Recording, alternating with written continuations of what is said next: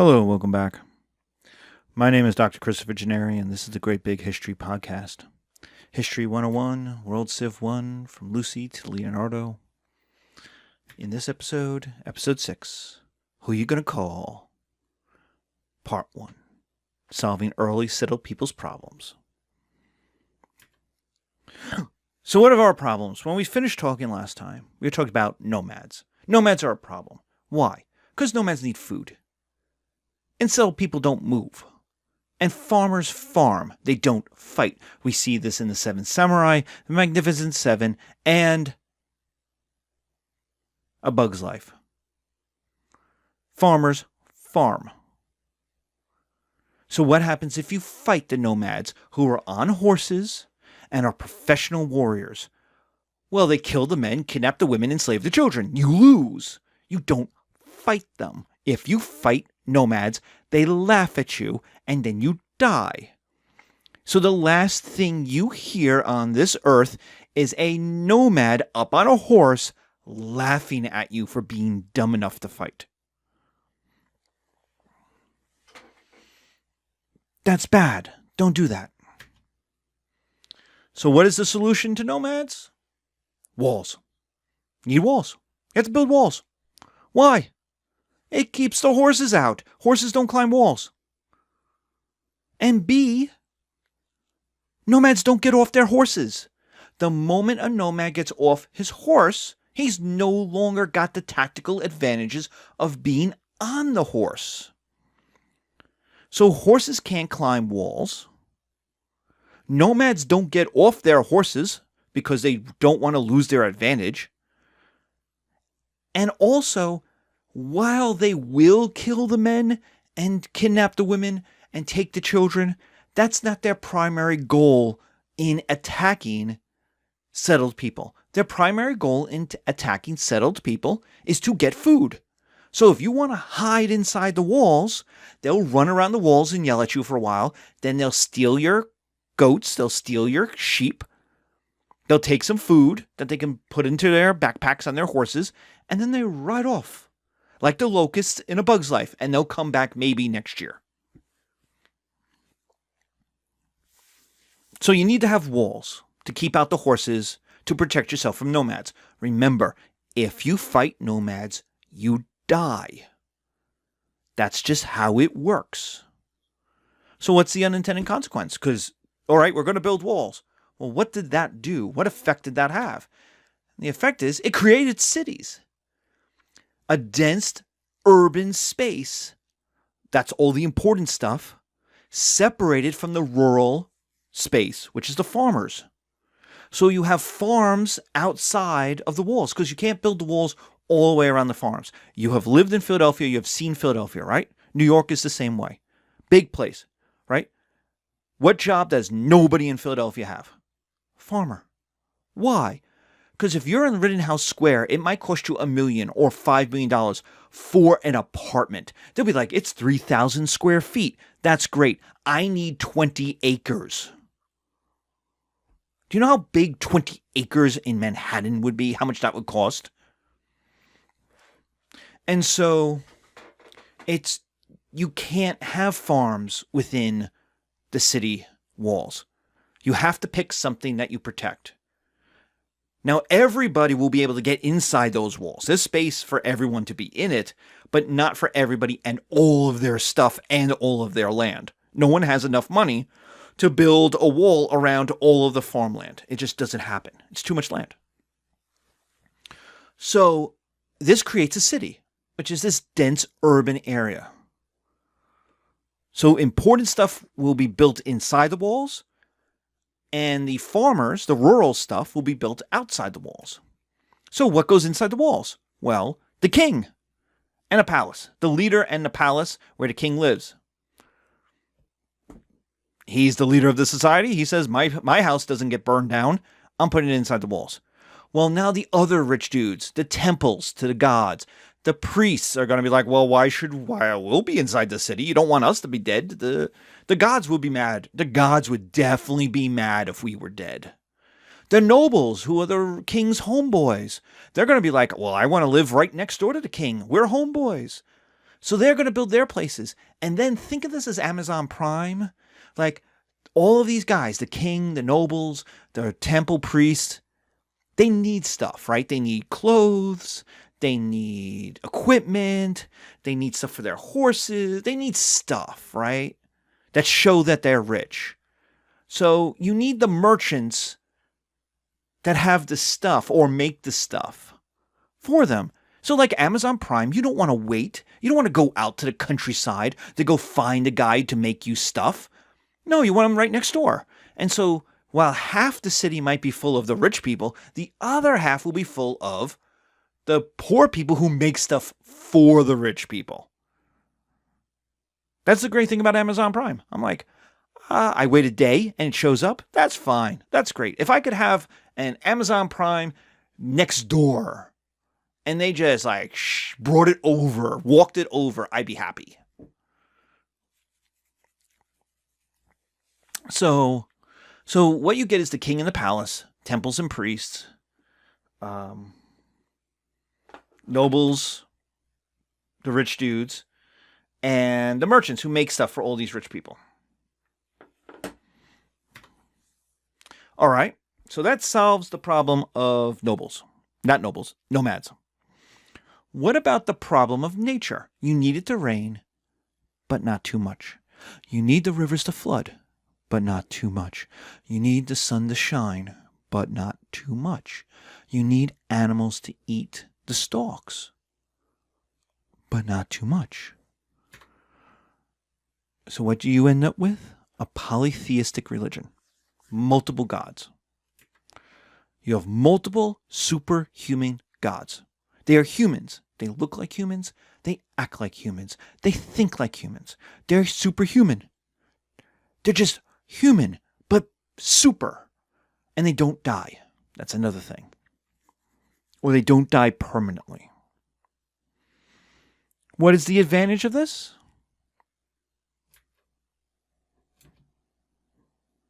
You can understand and negotiate with them. They're humans. They want what you want.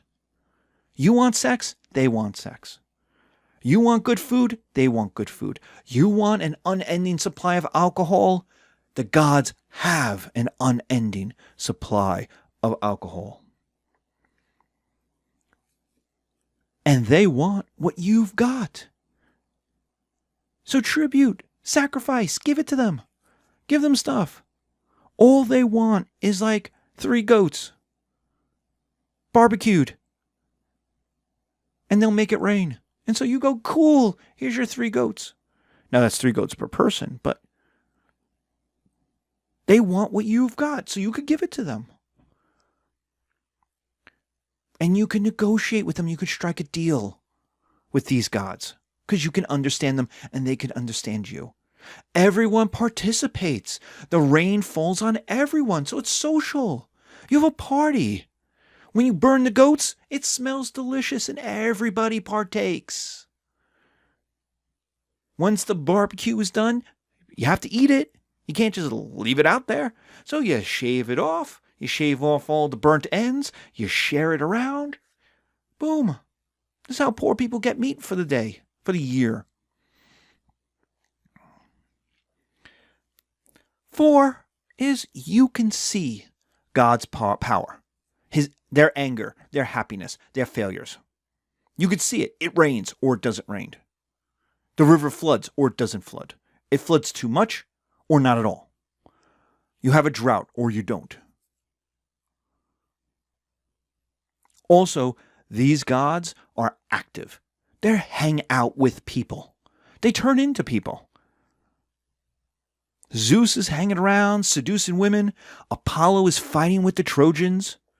Like, Apollo literally comes down, takes out a giant bow, and goes onto the battlefield and wreaks havoc, murdering Greeks. I mean, how do you fight Apollo, right? He's out there like in the Matrix. Maui is fishing up islands. Hey, you're welcome. You're welcome. Ganesh creates the river Kaveri. Just creates it so that people can then use it. Like, the gods are active always active in people's lives. They do things with people. They may be disguised. They don't come down in all of their glory. But they do things. They are active in the world. They don't sit on Mount Olympus or in the gray veil or on the other side and not interact. They are always part of fate. What are the disadvantages? Well, they're human. They're superhuman. They're strong. They're ripped. Right? They have all the advantages of people. They're loyal. They're emotional. They're loving. They also have all of human weaknesses. They're selfish. They're greedy.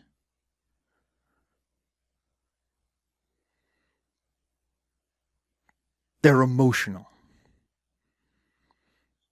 So they get upset easily. They're jealous.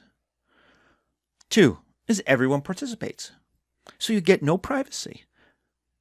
You think you're going to be able to not sacrifice 3 goats? 3 goats is a sacrifice, man. That's a lot of money. If I said you had to spend $1,000 to keep the gods happy, some of you would say, yeah, no problem. I'll give you $1,000. Some of you would say, yeah, no one's going to notice if I don't give $1,000. They're going to reach their goal no matter what, so I can use that $1,000. But what do you think your neighbor is doing? And your neighbor's neighbor? They're making sure you participate. Why? Because the rain falls on everybody, which means when the rain doesn't fall, it doesn't fall on everybody. So if the gods get mad that you didn't participate, if your elf on the shelf tells on you, nobody gets presents. Everyone gets ignored by Santa. So imagine if you had an elementary school class of first graders, right? And the teacher said, okay, if one elf on the shelf is not happy, nobody gets presents. Dude, those first graders would become Stalin KGB agents. They'd be reporting on everybody. They'd be like, oh, Susie stole a peanut butter and jelly sandwich from Bobby. Bobby pulled Sally's hair. They'd be like, freaking out. Everybody participates, which means there's no privacy. Everyone knows your business because your business affects everybody else, which is fair, but it's also you get no privacy. Which is like, you're going to be made to participate, whether you like it or not. Now, here's the thing. Let's talk about this because I'll get the people who are like, well, what about people who don't believe in their gods? No, everybody believes in the gods. There are no atheists. There are no monotheists at this time. There are no atheists. Why? Because your life so sucks that there has to be gods. You need it to rain. If it don't rain, you starve. Go ahead, make it rain. How are you going to make it rain? How are you going to guarantee that it rains? Oh, well, I know science. Yeah, because you live in 2021. There is no science. There is no math. There is no meteorological institute to teach people about the weather. So you need it to rain. And if it doesn't rain, you're done. Your life is over. Your children will starve. Your wife will leave you. And you'll be ruined. You'll sell yourself into slavery somewhere. Congratulations. So people live so on the edge of destruction. Dude, the world is too scary. Atheists are people who feel they don't need any help from any divine being. They don't need divine beings to exist because, one, they have enough science they think they can explain everything to themselves. And 2, they don't need God's help. They don't need the gods to intervene at all. It's just all random. Well, dude, that's incredibly scary. Oh, I'm just going to trust in fate? Even today in 2021, if you're going to trust in fate, you better have a hell of a bank account.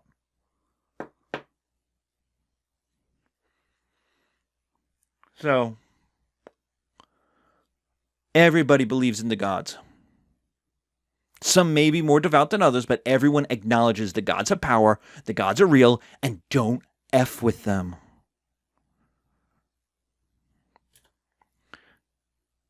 So what do the gods want? Well, you don't know. Man, you're not educated. You can't read and write. You don't talk to the gods on a daily basis. So you need people to tell you. So you are reliant on priests to know what the gods want and to keep them happy. Now, I'll get students, and they're always boys, who are like, well, this is a giant racket. The priests are just going to make it up. No. Because think about if you're the priest and you get it wrong. You say, okay, everyone, the gods want 3 goats. And people go, fine, cool, priest. And they sacrifice 3 goats. Remember that $1,000? They sacrifice those 3 goats.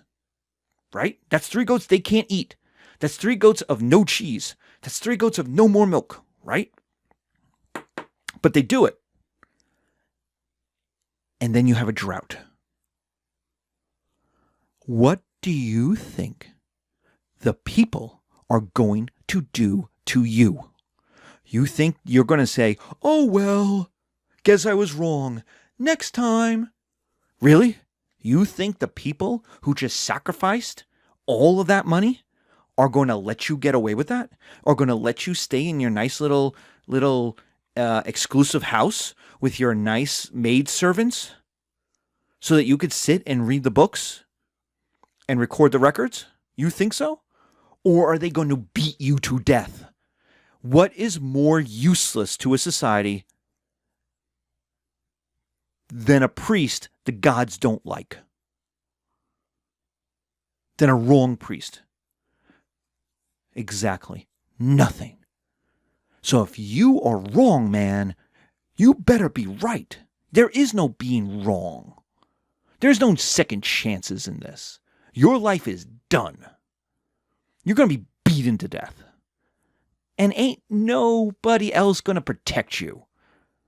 Because the king, the nobleman, they're all going to be like, you were wrong. Why do we need you around? Should have been right. So think about that. You need it to rain, and you don't know science, and you don't know meteorology, and you've got none of that stuff. All you know is that in the last 3 years, it rained every time you gave 3 goats. So you go, all right. 3 times the charm. Let's do it. Like, you're praying, you're reading the signs, you're trying to get it right. So this is not a giant game that people are trying to like, hey, I get to have a good life, but I'm going to take advantage of the people. No, because it's deadly serious. Other people's gods may also be stronger. This is a huge disadvantage. Because in war, your war god goes to war against their war god. Well, if your war god sucks, you're going to lose. So when you go to war against people, they bring their gods, and you bring your gods. So what if their gods are stronger than yours? And here's the truth, their gods are stronger in their homeland. They have home field advantage. All gods have home field advantage. It's their home. And Egyptian gods protect Egypt. They have a home field advantage. So you're going to invade Egypt? Dude, you have to invade Egypt. You have to fight the Egyptians. You have to deal with the Egyptians and their gods who are buffed by being in Egypt. This is why it's a big deal that when you invade someone else's territory and you win, you destroy all the images to their gods because you want to prove just how weak their gods are and how strong your gods are. My gods are so strong, I went to your home and wrecked it. And people go, whoa, whoa, they must be strong. Like, you don't go to someone else's place and like the Christians are crazy. Like, you have to understand, early Christians are crazy. They go to a place with Italian gods and they're like, my my Judean Jewish God is way stronger than your gods in Italy. That made no sense to anybody. They're like, yeah, no, you're crazy, man. We're in Italy. The Italian gods are obviously strong here, and the Romans conquered everything. So the Roman gods are obviously no pushovers. Your God is a loser God who, like, keeps losing. And now you left Judea? What are you doing? Let's feed them to lions? I guess we're just going to feed them to lions. Well, then I'll be a martyr. Yeah, okay. Good for you. You know? You have to understand, you don't go to someone else's place and insult their gods. Their gods are strong where they are. Let's take a look at Maui from Moana. Let's take a look at this song. Now, I can't play this song because it's going to end up on YouTube and then it gets blocked and the whole thing. So I have to go with if we were in class, we would play the song. So, but there's a section in the middle where we'll go through the lyrics because the gods explain everything. And here, it's right here, right? Well, come to think of it, kid, honestly, I could go on and on. I could explain every natural phenomenon, right? The tide, the grass, the ground. Oh, that was Maui just messing around. I killed an eel, I buried its guts. Sprouted a tree, now you got coconuts. See, now we're explaining how do you get coconuts? The gods did it. What's the lesson? What is the takeaway? Don't mess with Maui when he's on a breakaway. And the tapestry here on my skin, because Maui is tattooed, is the map of the victories I win, right? He's not a loser. He's a badass mofo of a god, right? Look where I've been. I make everything happen. Look at the mean mini Maui just tickety-tappeting. Right? Maui. Well, anyway, let me say you're welcome for the wonderful world you know. Hey, it's okay. It's okay. You're welcome. Well, come to think of it, I gotta go. Okay? Hey, it's your day to say you're welcome, 'cause I'm gonna need that boat. I'm sailing away, you're welcome, 'cause Maui can do anything but float. Remember, these gods are human. They have limitations. So even Maui, who can drag islands out of the ocean, can't float. There's limitations to all of these gods. They can do amazing things. They still have limitations. They're still people. And in the Maui song in Moana, he tells you, I can do anything but float. There's still limits on who he is. And that's the polytheistic gods. So how do you afford all of this? The walls, the priests, the education, the bricks, the workers, the servants, the supplies, the temples, the writing, the records, the food. How do you support all of this? Well, this is what's known as the problem of the commons. The problem of the commons is an economic problem of when everyone uses something, why should people contribute? The walls protect everyone the same, right? You have walls, you hide in them when the nomads come, it protects you all the same. There's no super protection for one group of people versus another, right? So I should give as little as possible.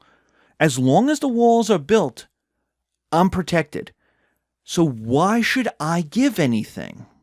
The rains fall on everyone the same, which means I should give as little as possible. Everyone is going to give 3 goats. Well, it's going to rain on everyone exactly the same. So if I give 1 goat, I'm saving 2 goats. I'm richer, 2 goats, right? The individual incentive is not to contribute.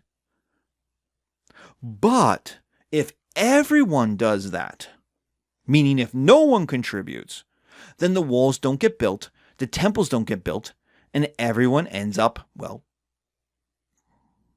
dead. Everyone ends up dead. Have you ever gone out with friends to eat?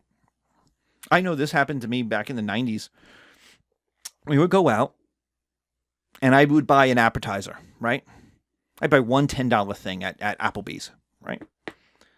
And somehow it ended up costing me $40. The bill would come, it would get divided, we'd throw in money, and all of a sudden it's like, all right, we're short $30. Like, wait, how did that happen? And suddenly my $10, chicken wings and a Coke it cost me $40. How did that happen? Well, that's because there is some people in your group, and you know who they are, who didn't contribute. These are the people who love to order alcohol and be like, okay, let's everybody contribute equally. Everyone throws in the same amount of money. Well, your drink cost $15. Your rum and Coke and just the gold from the Goldschlager cost $15, $20. My Coke cost $2. How is that fair?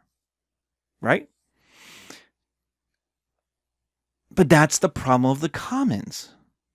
They want you to subsidize them. And so if the walls protect everyone the same, everybody's incentive is to pay as little as possible. So how do you do that? How do you solve that problem? And that's what we're going to talk about next time.